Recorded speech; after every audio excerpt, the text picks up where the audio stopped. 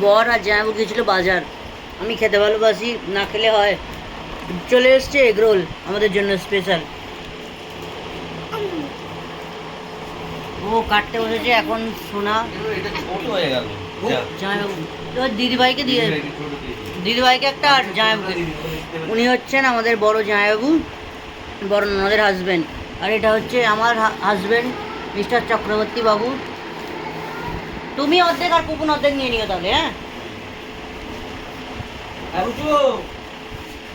এখানে এসো। এখন না, এখন দিও না।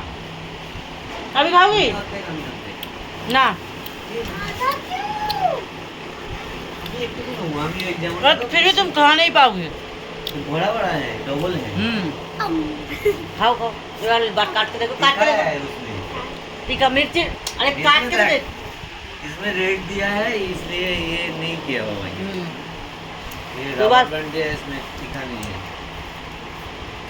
कटो बोलो खा लो ना।